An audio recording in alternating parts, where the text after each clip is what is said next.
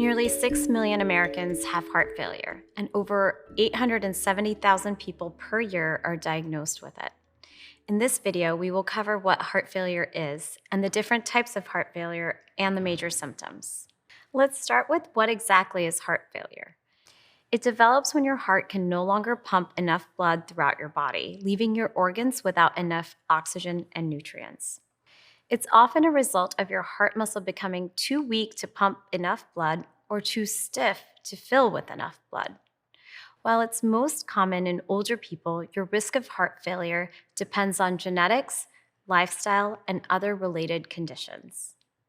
Does heart failure always mean that your heart has stopped working altogether? Perhaps surprisingly, no. While heart failure cannot be fully reversed, it can often be managed for years, depending on how serious your condition is. It's like your engine giving out in the middle of the highway. Your car is still sitting there, but it can't function properly until it gets help. There are two umbrella types of heart failure: acute and chronic. Acute heart failure happens when symptoms flare up suddenly. It can be caused by a sudden event like a heart attack, an irregular heart rhythm, a major problem with the heart valve, or even a virus. Chronic heart failure develops when your symptoms continue to develop over a long period of time. In this situation, the goal is to manage your condition to keep your symptoms at bay for as long as possible. The majority of heart failure cases fall into the chronic category. Under the umbrella of acute or chronic, heart failure can be categorized more specifically as follows. Number 1, left-sided heart failure. This is the most common type.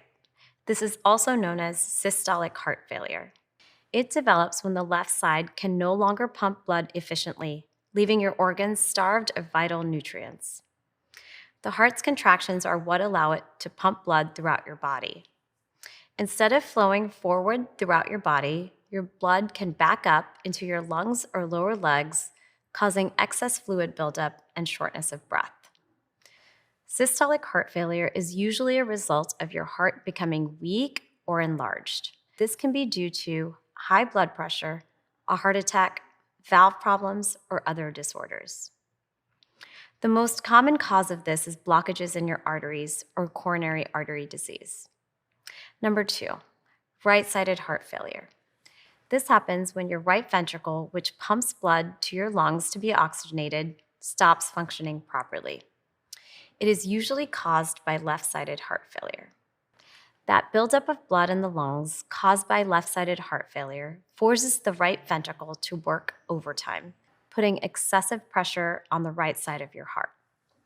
The most common sign of right-sided heart failure is fluid retention and swelling in the abdomen or legs. Number 3, diastolic heart failure.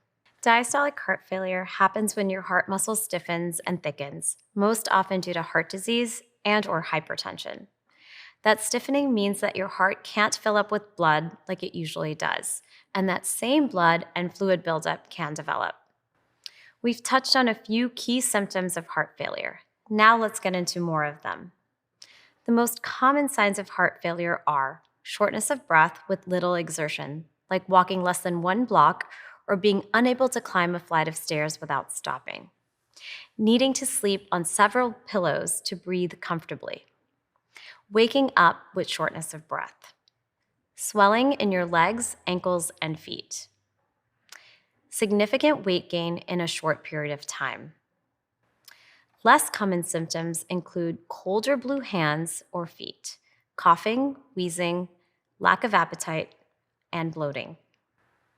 Some medications can treat heart failure and even improve your heart function to normal. Once you have heart failure, you must be on these medications for life.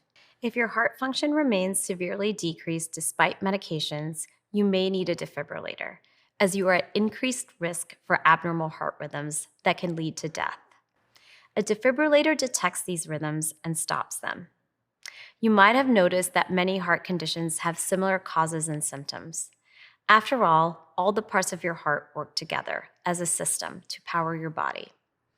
In many cases, when you address one issue, you're reducing the risk of or helping manage other issues. With the right care system in place, you can help every part of your heart thrive.